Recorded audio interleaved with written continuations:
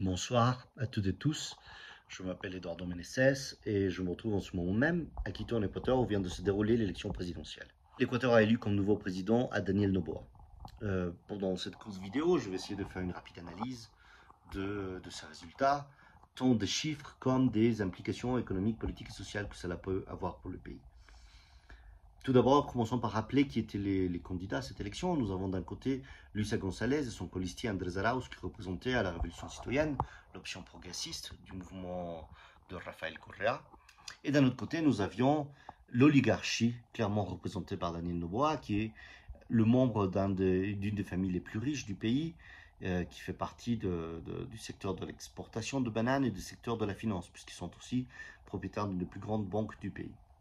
Noboa se situe clairement dans la même lignée que Lenín Moreno et que Guillermo Lasso dans le passé.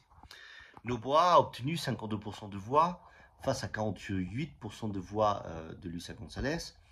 Si on voit un peu les résultats au niveau territorial, une grande partie de la victoire est due à la victoire de Noboa à Quito, où il y a une voix sur 5 qui s'est exprimée, puisque les électeurs à Quito, c'est environ 2 millions, des 10 millions d'électeurs au niveau national. Noboa obtient à Quito 60% des voix face à presque 40% de voix de Luisa González. Mais il bénéficie aussi d'autres voix, surtout dans les Andes du centre et dans l'Amazonie. Ce qui est très particulier puisque c'est des territoires fortement indigènes. Ici, il y a toute une partie d'une analyse qu'on devrait avoir puisque au moment même où la CONAIE, la Confédération des nationalités indigènes, est en train de développer une ligne plus de gauche, un candidat qui s'exprime clairement contre la droite, qui a appelé, même si c'était tardivement, à bloquer la possibilité d'une élection de Daniel Noboa. On observe cependant que les votes dans cette région à forte population indigène sont allés pour la droite. Donc il y a toute une analyse à voir d'un côté sur la possibilité du mouvement indigène à mobiliser des voix dans ce territoire-là, au mouvement organisé autour de la CONAIE, on va dire, mais aussi quelles sont les conséquences d'une rupture historique qu'il y a eu entre la Révolution citoyenne et le mouvement indigène. Quelles ont été les conséquences pour cet électorat. D'un autre côté, on pourrait dire aussi que du côté de la Révolution citoyenne, il y a beaucoup de choses qu'on pourrait analyser sur la campagne. On pourrait dire tout d'abord qu'il semble que les stratégies qui étaient prises, qui étaient principalement axées sur le passé, c'est-à-dire l'essentiel de la campagne de la Révolution citoyenne, c'est axé sur le fait de dire nous avons fait des bons gouvernements dans le passé, donc on saura faire un bon gouvernement dans le futur.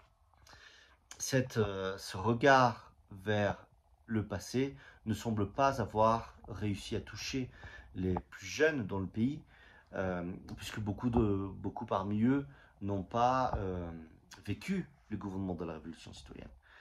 De cette façon, on voit un besoin de renouveau aussi du discours et de la campagne du progressisme en Équateur. Mais on ne peut pas perdre de vue dans quel contexte s'est déroulée cette élection. D'un côté, on sait qu'il y a une lawfare qui se déroule contre le mouvement progressiste depuis plusieurs années. Correa a un procès légal contre lui qui n'a aucun sens ni juridique, ni dans le sens de preuve d'un délit. On l'accuse de corruption, mais il n'y a rien qui a été prouvé, de même que pour l'ex-vice-président Jorge Glass.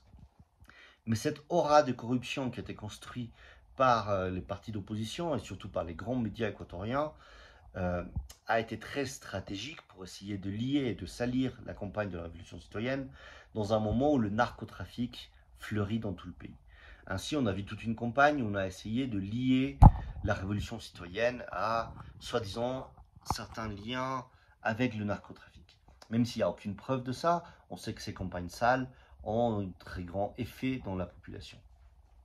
Notamment, il y a un fait très important qui s'est déroulé dans cette élection, qui est l'assassinat d'un des candidats d'opposition à la Révolution citoyenne et d'opposition progressiste, qui était Fernando Villavicencio, qui a été assassiné clairement par des membres des mafias et des groupes narcotrafiquants dans le pays. Même si il n'y a aucune preuve et il n'y a aucune investigation sérieuse qui a pu éclaircir qui ont été les responsables de ces crimes. Ces derniers jours, nous, on a vu l'État équatorien mis au service de la campagne de Noboa, puisque la fiscalia du pays, c'est-à-dire le parquet public, a accusé d'une certaine façon, ou plus qu'accusé, a mis en scène un supposé témoin qui n'a aucune preuve, qui affirmait que c'était la révolution citoyenne qui était derrière ce crime. Dans tout ce contexte de campagne sale, de fausses accusations, on voit une dynamique de campagne qui était très difficile de mener pour la révolution citoyenne, qui, quant à elle, était axée plus sur les arguments, sur des politiques publiques, et non pas sur des possibles réponses à ces accusations qui n'en ont pas, en fait, de réponse possible. Maintenant, qu'est-ce qui peut arriver dans le pays?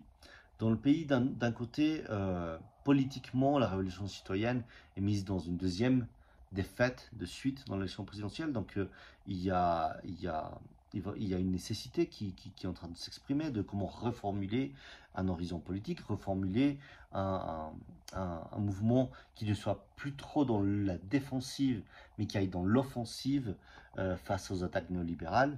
Peut-être le regard vers le passé ne suffit pas pour séduire et pour convaincre surtout les nouvelles générations. Mais aussi, on aura sans doute un grand mouvement d'opposition, puisque face à tout le projet néolibéral de Noboa, qui propose déjà la privatisation des services publics, de l'éducation, de la santé, de la sécurité sociale, baisser les salaires, baisser les contrôles du système financier, la révolution citoyenne dispose d'une grande opposition dans l'Assemblée nationale. En effet, c'est la plus grande force d'opposition, même si ce n'est pas la majorité, c'est la plus grande minorité à l'Assemblée nationale. Donc il y a une opposition qui se préfigure là-bas. De même que face à toutes ces politiques publiques, on peut penser qu'il y aura des mouvements dans la rue qui s'opposeront.